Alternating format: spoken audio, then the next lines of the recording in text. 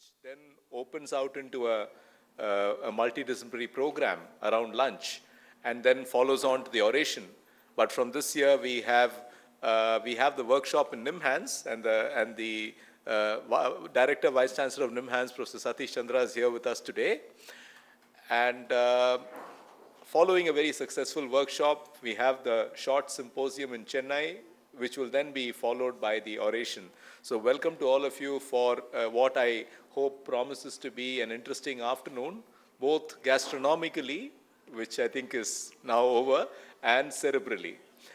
The theme is autonomic dysfunction, which is a topic of interest to all of us. And the speaker is Professor Christopher Mathias, who is an Indian boy from Mangalore, who then migrated to Bengaluru, and then won the Rhodes Scholarship to go and work in the UK. And he has, his work was with Professor Sir Roger Bannister, who's also famous for having run the 4-minute mile. And he has followed on to develop a wonderful autonomic disorders program across 3 institutions: the National Hospital for Neurology and Neurosurgery at Queen Square, St. Mary's Hospital in Paddington, and now the St. John's Hospital in St. John's Wood. And it's an example of a specialty which is considered perhaps a relatively narrow specialty, but yet is relevant to most people, whether you're a physician, whether you're a psychologist, whether you're a physical therapist, whatever your background, it's a specialty that is actually extremely relevant to all people. And so without further ado, I would like to invite him to give the first talk. But before we do that, we have the pleasant duty of lighting the lamp, which is a nice way to signify knowledge and the birth of new knowledge, which I'm sure we will gain through listening to Professor Mathias and Professor Satish Chandra. May I welcome you. Can I invite Dr. Prem Kumar Satya, Chairman of the IMA Academy of Specialities? I hope he's in the room. I saw him outside.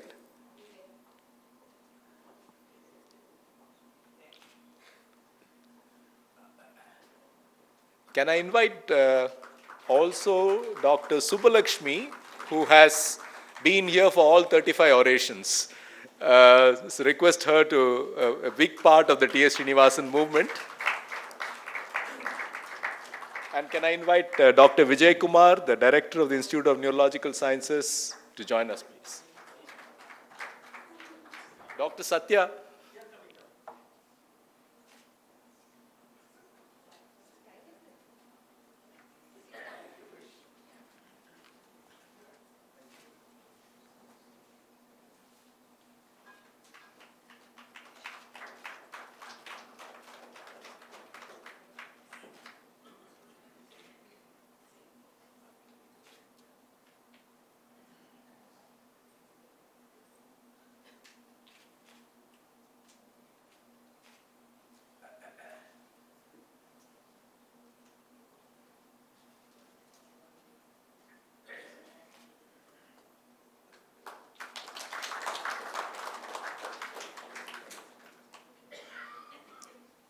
Without further ado, I invite Professor Mathias to give his lecture on autonomic dysfunction.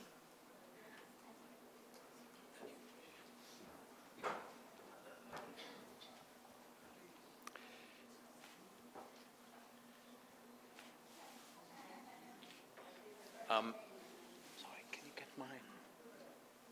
you get my slides on?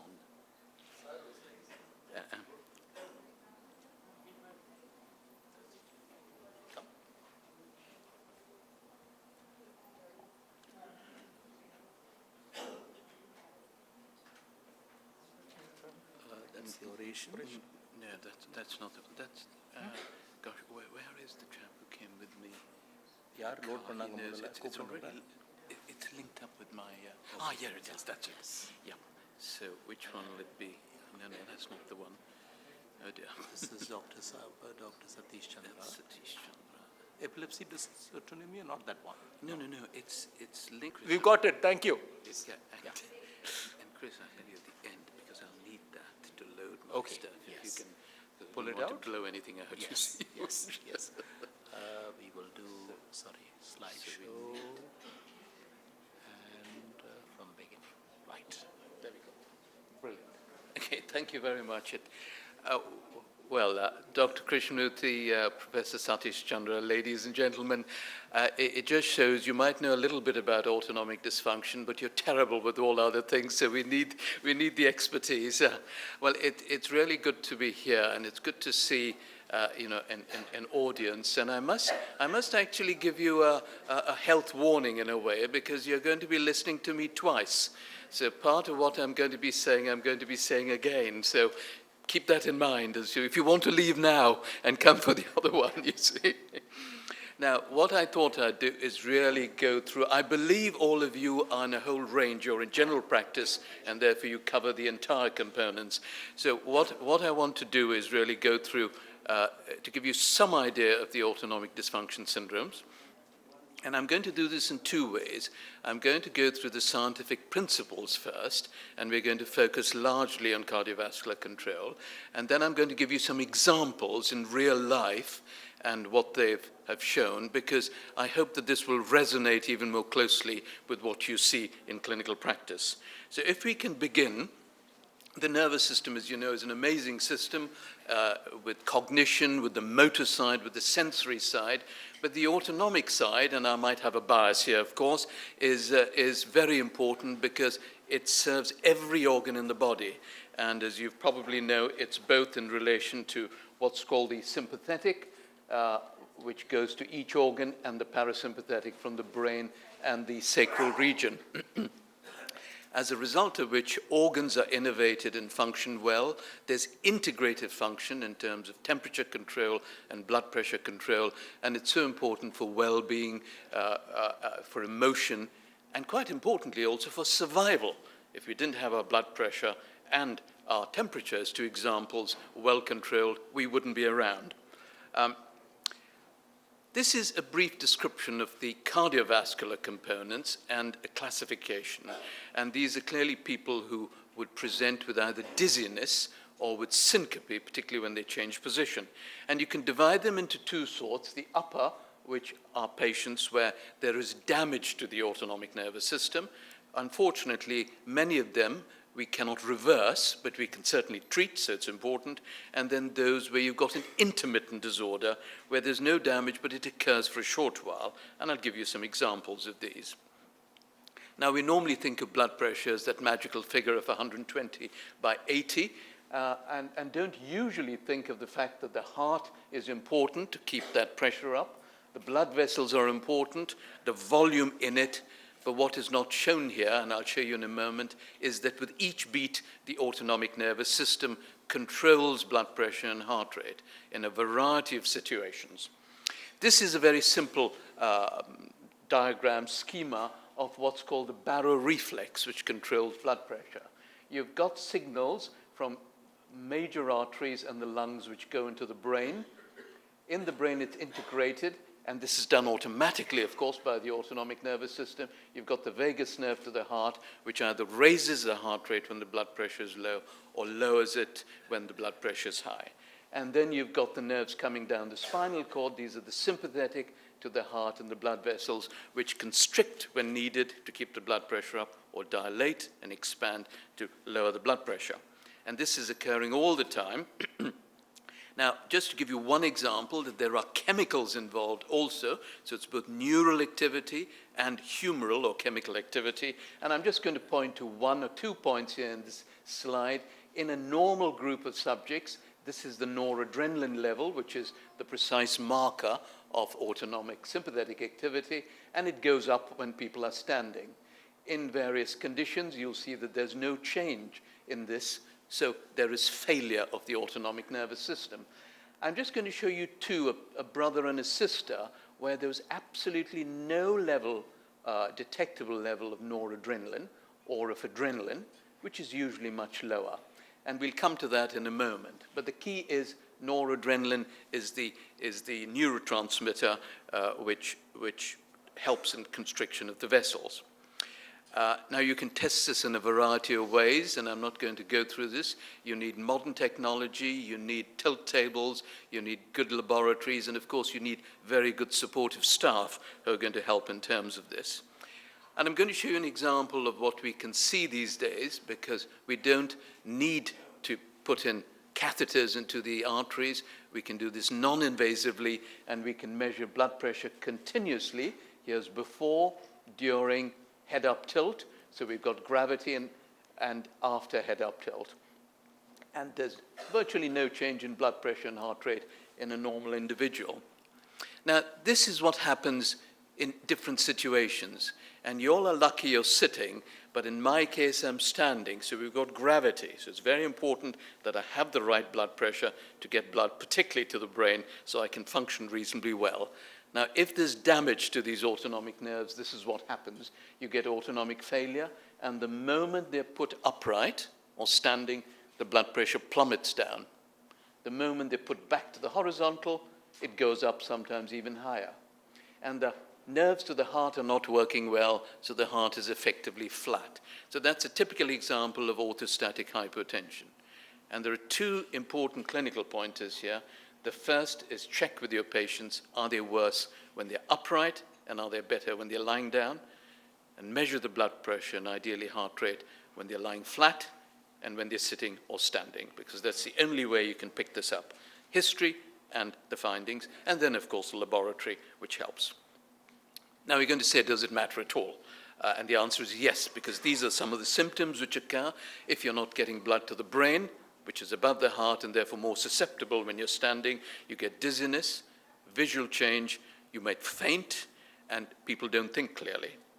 You can get pain in a region known as the coat hanger region. This is because they need, these muscles to the neck need blood. And if you do not get it, you get pain there, because we use this all the time, otherwise my head will drop down. There can be less urine when they're upright because you're not getting enough blood pressure to the kidneys. And it's worth noting that you may not have these, but you may have a whole range of non-specific features: weakness, lethargy, fatigue. And of course, what is very worrying, particularly in older people, is you can get trauma. As in this patient, as you can see here, she almost lost the sight in her right eye. She had trauma to the head. She had a minor cerebral bleed. And this was missed because nobody was taking the blood pressure lying and standing until she came to us. Now, we know it's not just standing up which can do it. Due to the research in various laboratories and ours, we know that many factors can.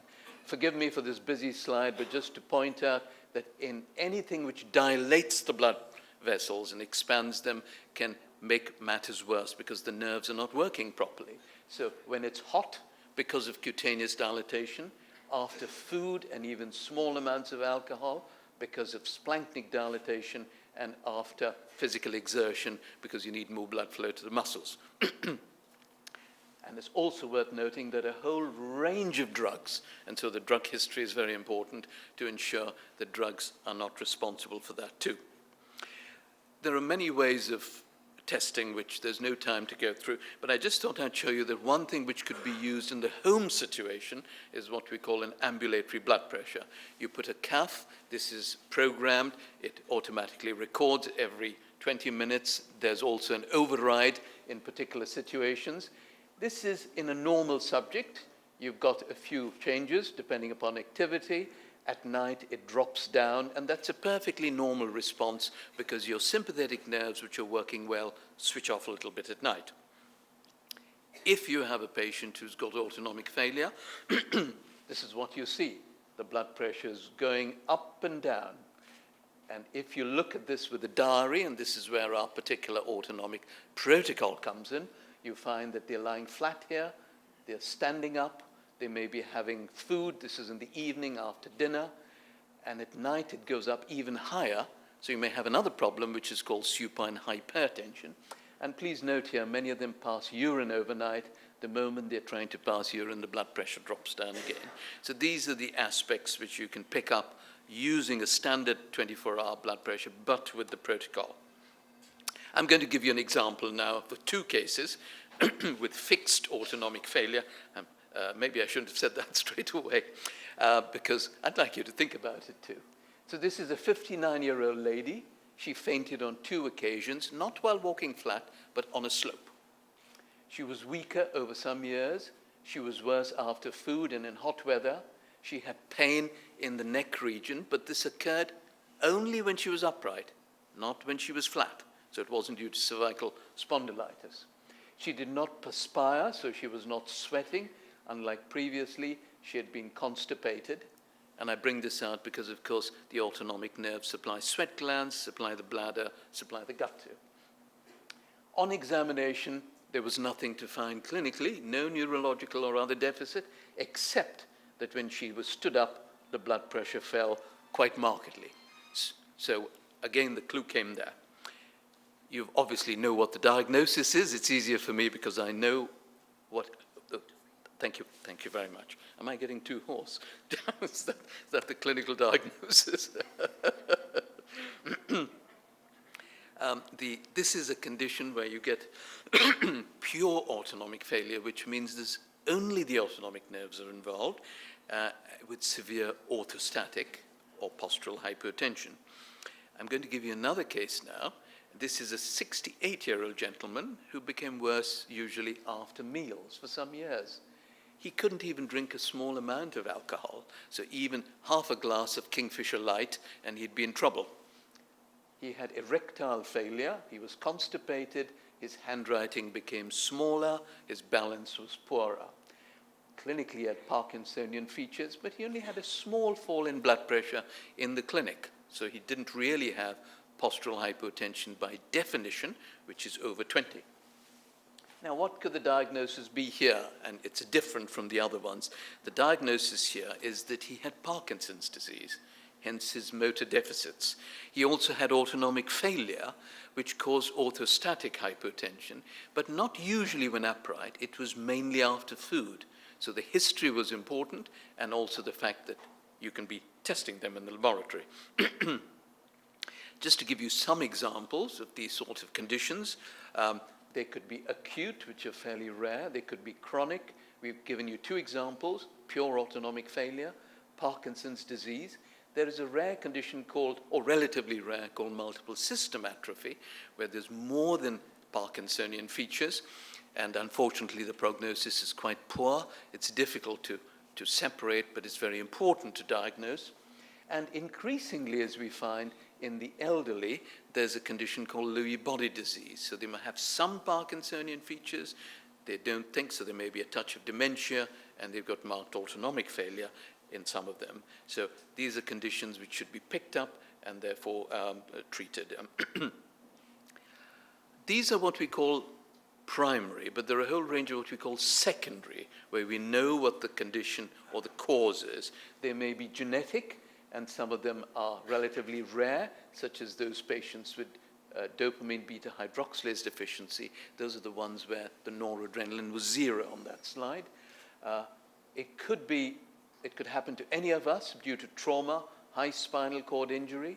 It may be a very common metabolic condition. And Krish, thank you for your slide the other day that 20%, I think, from Dick's Mayo Clinic Laboratory with neurological and possibly autonomic conditions. And of course, we talked about drugs which can cause it. Now, I just showed this briefly. I'll just give you 1 or 2 examples of treatment, by the way, but the doctor, of course, should know what the cause is and what the mechanisms are. And of course, these days, increasingly, the patients, they've got recourse to the internet, so they can learn as much, sometimes even more than the doctor does. And I said there's no time for this, but there are a whole range of factors, non-pharmacological, and you're very fortunate that in Chennai that there's a whole range, and I'm pointing to Dr. Krishnamurthy and his departments which have been evolving things. There are a whole range of drugs which can be given to help with this. I'm just going to talk about 1 drug. Before that, drugs are expensive, of course, anywhere. But sometimes there are fairly simple, cheap methods, one of which is 2 glasses of water. which raises the blood pressure. Surprisingly, no time to go into the details. And I think somebody asked when this was seen, this is part of our back garden, as it were. But in England, of course, it rains all the time, but it hadn't rained at the time, so it's actually quite dry over there, which is why I thought it would be useful to put that up. Now, we talked about those patients, very rare, with dopamine beta hydroxylase deficiency. This is where this enzyme here is missing. And it's important because if you look at the formation of noradrenaline, the chemical we talked about in adrenaline, it comes from various substances, but the precursor is dopamine, which is converted by this enzyme into noradrenaline. Now, you might say, what's the fuss about? Just give noradrenaline by mouth. But you can't, because it's chewed up in the gut, just like dopamine. So there is a drug, which years ago we managed to get from Japan, which is converted by this enzyme into noradrenaline. So it bypasses the deficit and is very useful. So it's now the only oral drug which is a replacement therapy for noradrenaline deficiency. And I'll just go through this quickly to show you what happens in Parkinson's disease. This is with levodopa. It's converted into dopamine, so you can give it by mouth because of this enzyme, dopa decarboxylase. The same with LDOPs. You give it by mouth, and it's converted into noradrenaline. So this already has, and I think is going to make a tremendous amount of difference to the management of these patients. I quickly add that it's taken a long time to get this through. It's just been approved by the FDA in the United States, and it's up before the European Drug Authority. And so these things take time, but it'll make a lot of difference. And I give you one example here of an ongoing study, but even at this early stage, this is in Parkinson's disease with autonomic failure. You find that when you give placebo, that's the number of falls, and you can more than halve them when you give the drug. Keeping in mind that, of course, falls in Parkinson's are also due to the motor deficit, so it could be even more effective when you don't have Parkinson's. What are we trying to avoid? You've seen that slide, the trauma to people. And I show you this slide, which will come up again, in fact, although it's for a different condition. You can actually have a break. This is a patient of mine who had a break in the dominant arm of the humerus and fell. And he was perfectly independent, but because of that became quite markedly dependent. And of course, to the individual, to the family, and financially, it's a big burden. Now, I'm going to give you some examples of intermittent disorders, and just to emphasize, these are conditions where there's no damage, unlike the other ones with the neurons, but there's a short-lived problem. Why this occurs is a lot of it is up for grabs, but let's see this. This is now a 17-year-old girl. She used to faint when she went to church and had what they considered to be fits, and she was put on anti-epileptic drugs for a long time, which caused quite a lot of problems. And then they realized it was having no effect, causing side effects, and that was very likely the wrong diagnosis. A history of faints before. The warning was variable. She had damaged herself. She promptly recovered when she was flat. There was a family history of fainting. And the only thing to find was she had a low blood pressure, but without a postural fall.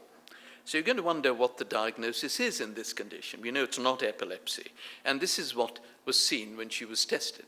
When she was put on the tilt table and in the laboratory, there was no fall in blood pressure. But the moment she saw a needle, and they had the needle, down came the blood pressure, down came the heart rate. Now, these nerves are functioning, but for some reason, the sympathetic nerves to the blood vessels dilate. So the blood pressure falls because the vessels are dilated. And for an unknown reason, the vagus nerve overreacts and slows the heart rate. So that's known as autonomic mediated syncope. Also, in the subgroup here is vasovagal syncope. And so that's the diagnosis in this case, autonomic mediated syncope and vasodepressor predominantly. So this patient shouldn't have a pacemaker.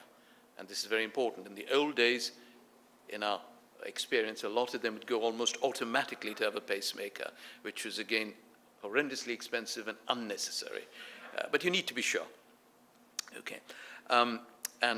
This shows the difference of why you need the methodology and techniques. When you've got orthostatic hypotension, it remains low for a long period, so you can measure it even with the standard blood pressure cuffs. with syncope, you do need the technology to pick it up readily. Some may say, why do you bother about testing? Because a lot of these people have faints and they get better as they grow older. And it's true, the majority. But if you're getting recurrent faints, you need to investigate to find out which type it is. And this is one example. This is one such patient where the heart rate, as you can see, boom, went right down. So that's known as the cardioinhibitory form. And this patient is the sort who must have a pacemaker. So you should go pretty well to the cardiologist and have a pacemaker put in. I'm going to give you another example. We talked about that 17-year-old man who had the fracture. He had fallen. He'd had blackouts for no reason at all. One occasion it was related to shaving. No previous medical history and nothing to find except for the injury. So we're going to say, what is the diagnosis there in this gentleman? And you've seen that before. So I'm going to go through this. And now, we tested him before I go into that, and we couldn't find anything. So he didn't have orthostatic hypotension. We couldn't induce anything on the tilt table. He didn't have vasovagal syncope. But the only thing then we had to think of, because he's in the right age, unfortunately, as we get older, many things tend to be less effective, particularly in the nervous system. But for some curious reasons, the nerves in the neck become more sensitive. They feed the information into the brain, you will recall, you see, in terms of maintaining blood pressure. And in this particular gentleman, as I think I've lost the, you can see that the heart rate drops the moment he's had unilateral carotid sinus massage. Now, I quickly add, before you do that, it's very important to make sure that there's no atheroma, no plaque, you're not going to cause a stroke and so on, you see. But this is an example of carotid sinus hypersensitivity. He was a very unusual case. They're usually bilateral, by the way.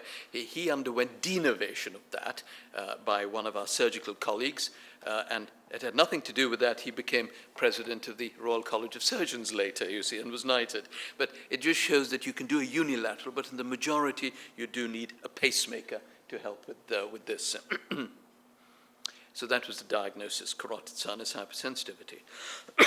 And I'm now going to go on to the last case of a 23-year-old lady, and you might say this is unique, referred by a cardiologist, but this is increasingly so now. She had dizziness when she was upright.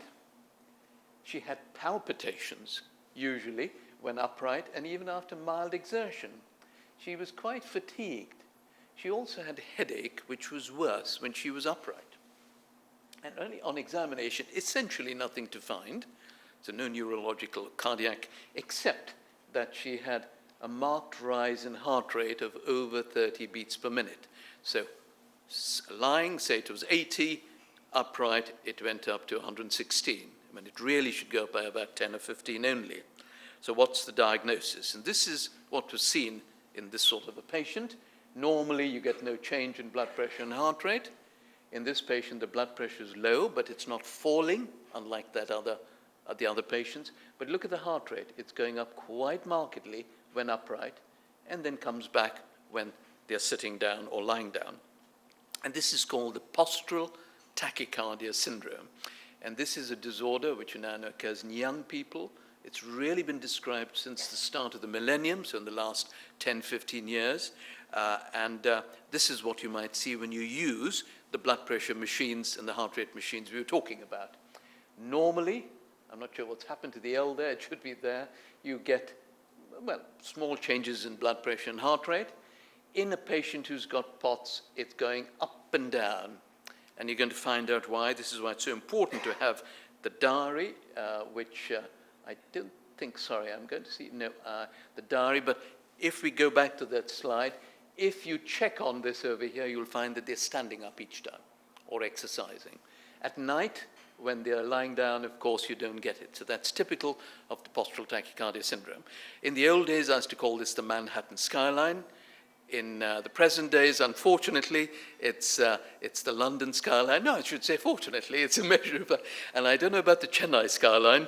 We talked about the Bangalore skyline a few days ago, which is catching up. So the diagnosis here is the postural tachycardia syndrome. I won't be going into further details on this because we'll be talking a little bit about this later. But I just want to make one point. There's one strong association that we have found. And this, I give you an example of a patient who's a nursing sister who had followed up for many years. And when she came up later, we knew we'd find out what the cause was in due course. She came to me and said, did I know that she was a very good dancer when she was young? And I said, no, I don't usually ask these questions in the outpatient clinic. And she said, she was in her late 40s, early 50s. And she said, this is what I can do. This is in the audiovisual department, by the way, not in our clinic. And she could do that. And I was reasonably impressed because I certainly can't do it.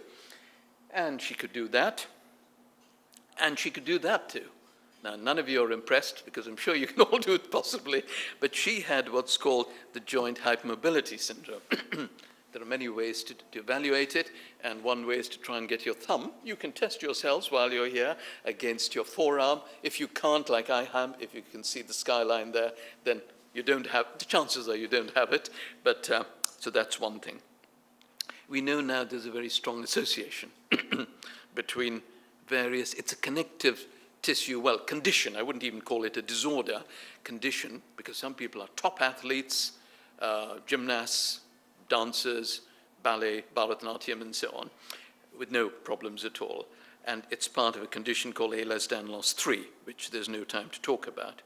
So this all forms part of what we call the intermittent disorders, which are actually very common. So syncope, the first, can affect a large number in the population, and we now know that this is an underdiagnosed, underreported, this is about POTS. Oh, I'm sorry to put this up, I don't know, it slipped in, by the way. If I know I've gone through it very quickly, you can always go and look up some of the details. This is one of the books in terms of the autonomic nervous system, you see. So I think at that point, I would like to close, and I hope I've given you some idea of the disorders, fixed disorders and the intermittent disorders, given you some examples of what goes wrong and why, not had time obviously about treatment, but also given you some real examples in life as to how these patients present to you and how you should consider the diagnosis and then move forwards. Thank you very much indeed.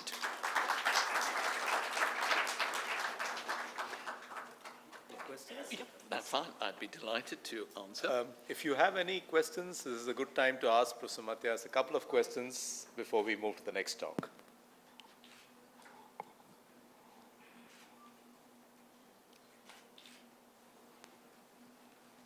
Dr. Vijay Kumar.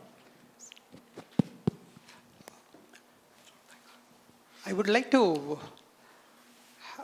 have your comments on a biofeedback technique done by California Institute of Heart Math on heart rate variability studies.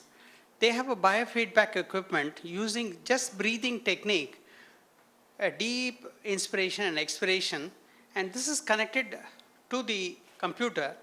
And with deep breathing, they are able to stabilize the sympathetic and parasympathetic. This technique is used not only to stabilize for a lot of condition and cardiac conditions, but it's also been useful in hyperkinetic behavior disorder children because they connect it with games, computer games. With your breathing, you're able to bring down your hyperkinesis and regulate your breathing, balancing the sympathetic and parasympathetic. If you're basically having a high sympathetic, you get red bars going up. But if you have medium, it's blue bars. If you have good breathing with balanced breathing, then you go to green bars. I have this equipment with me, and I find it very useful in a lot of psychosomatic conditions like irritable bowel syndrome, palpitation, and things like that, where, if you ask them to do pranayama and deep breathing, there's always a reluctance. But with technology, and if you can show them the changes that's happening, they're very impressed. And then if you combine this with a little right brain activity like music, they'll then see that with this right brain activity, they're able to reach the green much faster. And then they know that this is brain and the autonomic nervous system pushing them into normality. I would like to know whether you have some thoughts on this. Thank you. No, thank you very much. You've raised a very important issue, and I think you're absolutely right that this is useful.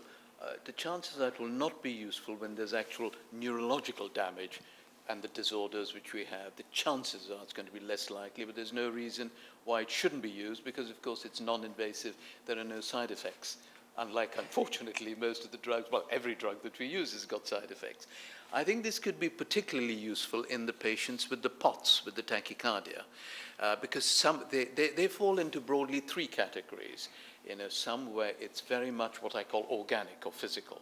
So they do need drugs, they don't need anything else. And some of these are people in very high-flying situations, by the way. So I don't think they'd even accept the fact that they could be the mind coming in. There is a second group which is just the opposite, which are really the anxious, people, where I'm very sure it will be. But there is quite a lot where it's the combination of the two. So you've got both the physical, organic, and the mind coming in. And I think there's a very big role to play, and this was something we discussed yesterday with Dr. Christopher Mathias and various other colleagues, you see, about the importance, including, as you put it, yoga and various other techniques, because it's very clear that there's a respiratory component to heart rate control in particular, and also blood pressure. In fact, this is part of our testing, the Valsalva and other maneuver. So using it therapeutically, I think, is certainly a very sensible way, and more should be done. Thank you.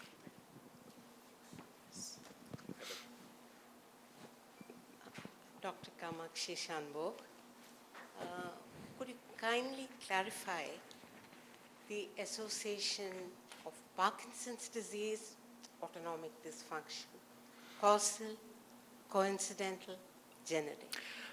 You ask a very good question, in fact, about is it just coincidental?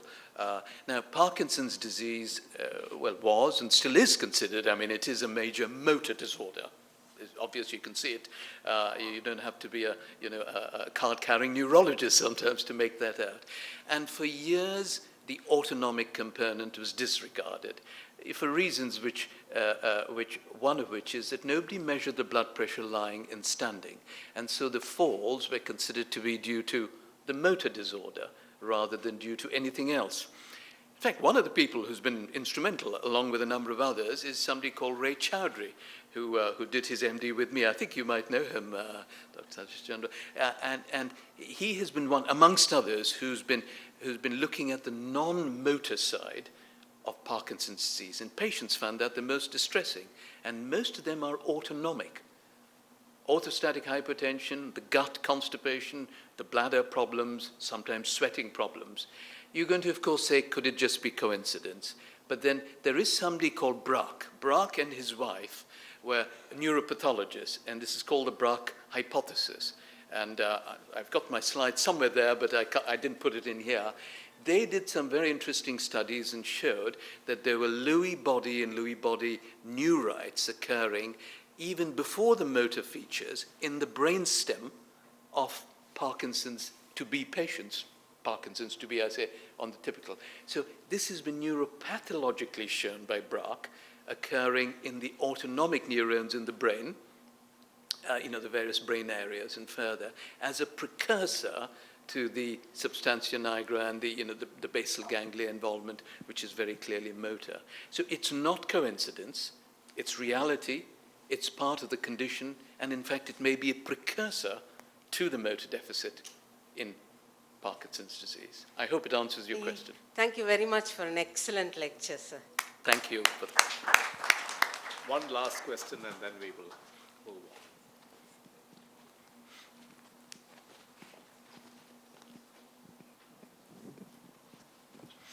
Can you just elaborate a few points between the relationship between diabetes and autonomic disturbances?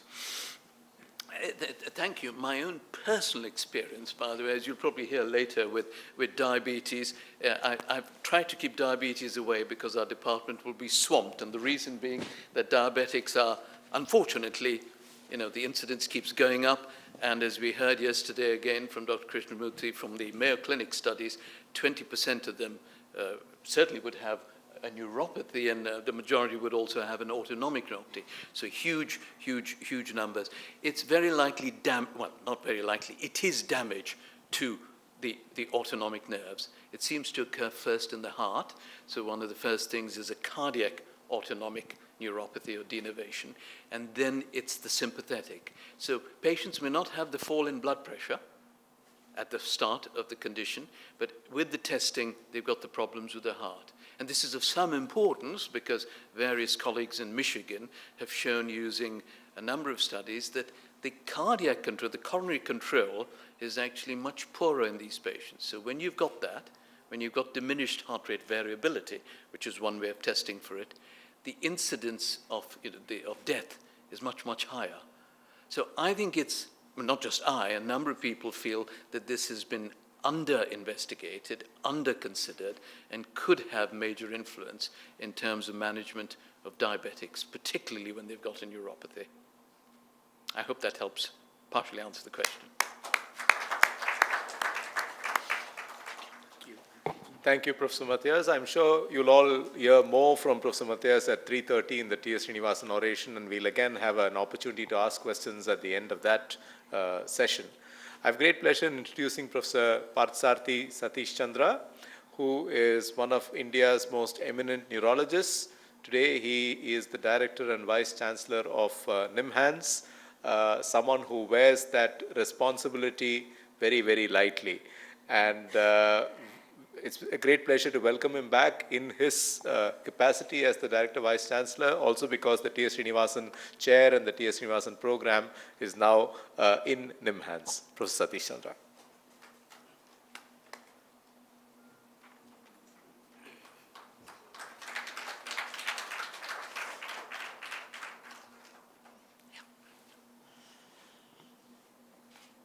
Good afternoon.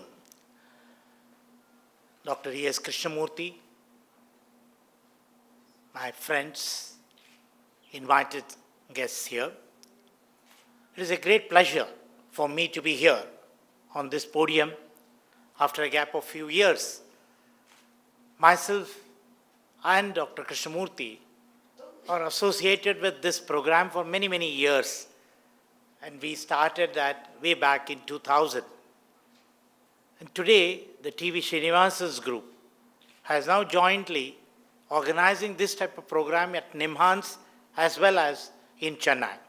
So we are fortunate that NIMHANS is a part of the TVS Foundation's, the neurosciences group now. And that is why I am thankful for the TV Srinivasan and Venu Srinivasan and the family for giving us this opportunity. And I stand before you and bringing the greetings from my institute, the National Institute of Mental Health and Neurosciences, popularly known as NIMHANS. I am giving my own experience of nearly 3 decades. When I started in our own institute as a resident neurologist, I used to get many number of patients with a complaint which was similar to this. A 10-year-old boy developed staring expression, stiffened extremities, and loss of consciousness whenever he was given bathing. And this was the first description way back in 1945, came from New Zealand. But when I was a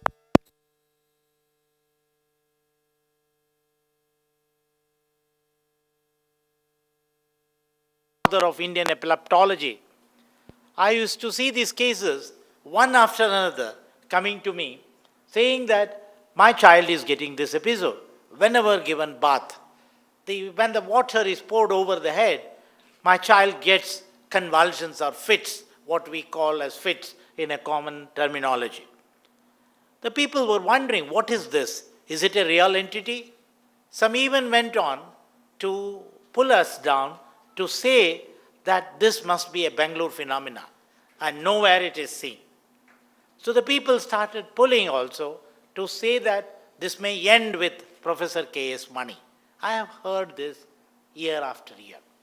But then I thought, this is my opportunity to take it further and do the research and end all the controversies, what is there. And now I am putting the whole thing as a nutshell in this form of presentation, starting from introduction to the reflex epilepsy, definition of hot water epilepsy, epidemiology of hot water epilepsy, clinical semiology, animal model, pathophysiology, pathology, EEG, imaging, autonomic functions, newer concepts in the management, and genetics of hot water epilepsy. The whole thing, we will look at that. Epilepsy is a very interesting and a challenging field for all neurologists. That is because there is a lot of stigma in the society. The society has made this disease much more curious for the common man. But what is this reflex epilepsy? The reflex epilepsy is a very interesting variety wherein you can produce these epilepsies with certain factors. That is called epilepsy, characterized by seizure with a specific modes of precipitation. That means you can produce this. How can you produce? Somebody having a switching of the lights can get a seizure. Somebody, when you listen to the music at a particular wavelength, you get a seizure. Somebody, when they are laughing, they can get a seizure. When they are crying, they can get a seizure. When they do mathematics, you can get a seizure. You may be wondering, what am I talking? Am I talking with some sense, or am I talking something which is a fiction? No, it is not a fiction. It is a fact that there are seizures which are precipitated by certain factors. And those are called reflex epilepsies. An understanding of this reflex epilepsy gives an idea for understanding of epilepsy as a whole. Because if I understand how the reflex epilepsy arises, I can easily understand why the epilepsy arises. And that is the understanding. And that is why people have used this reflex epilepsy model to understand more about epilepsy as a whole. What is this hot water epilepsy, which is a curious one? Epilepsy precipitated by the stimulus of pouring hot water on the head during the bath is known as hot water epilepsy.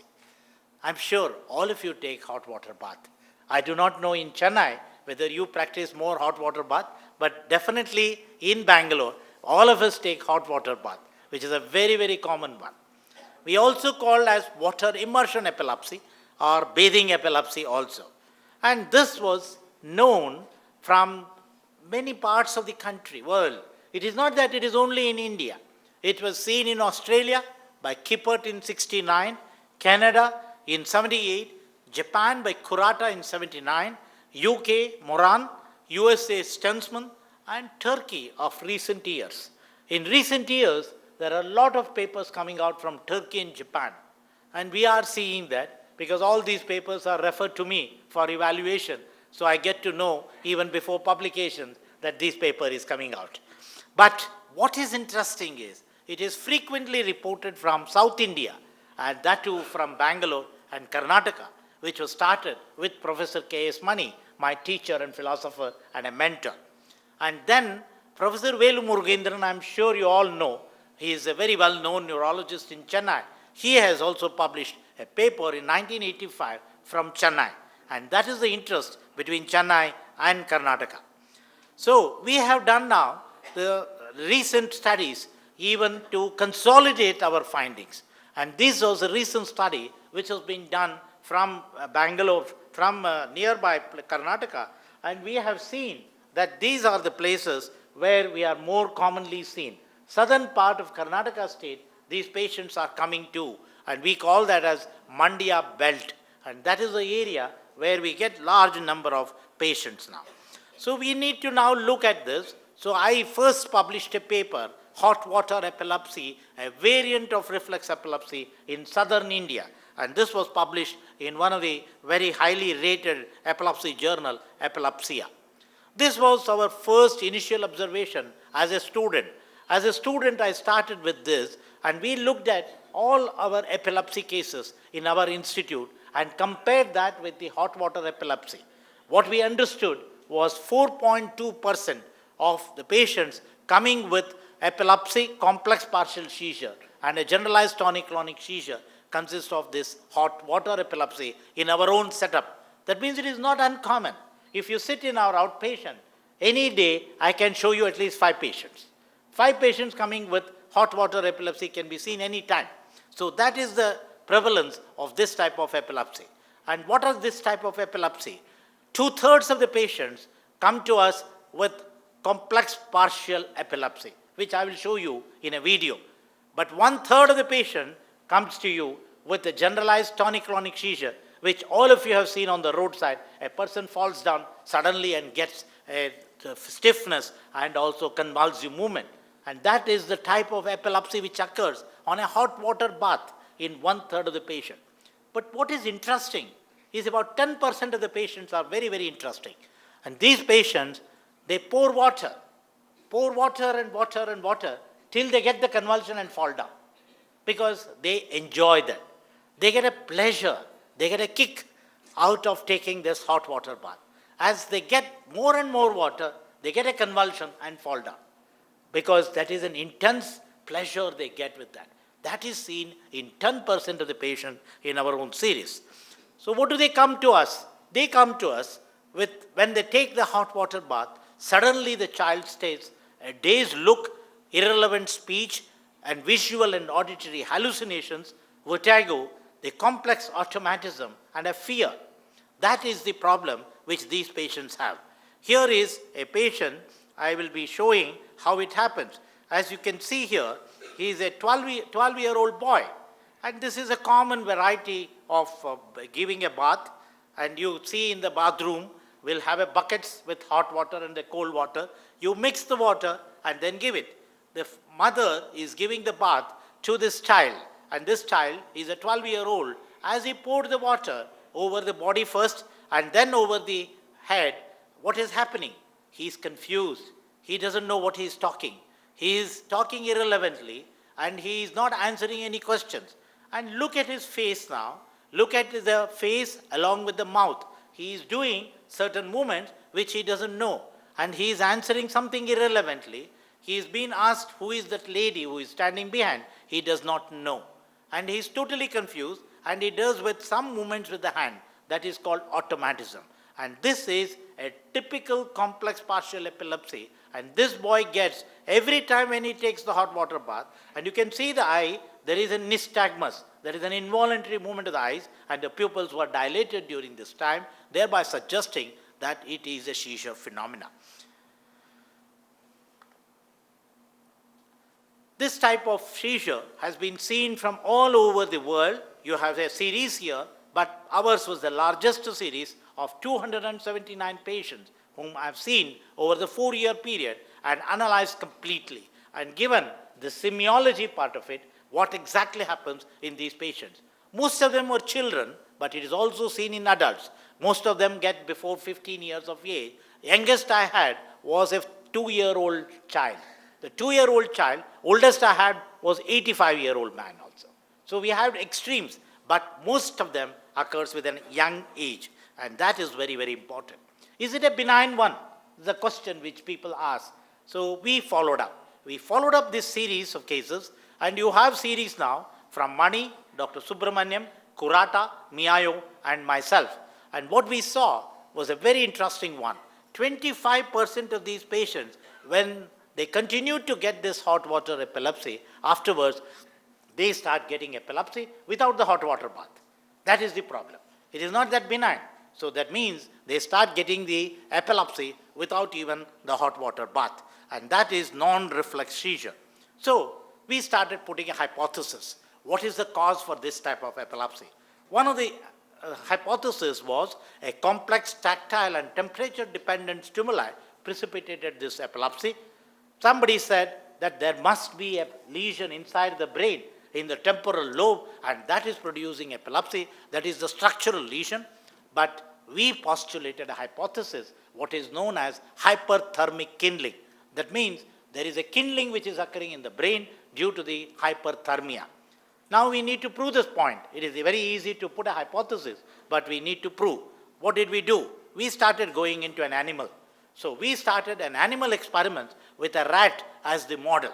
And the first animal model mimicking hot water epilepsy was developed, and that is the adult Wistar rat. And here the rats were given on the head the water with a syringing with the water, with the hot water, with a particular temperature. And then we looked at that the rat gets the seizure. The rat gets the seizure at a particular time after the temperature rises.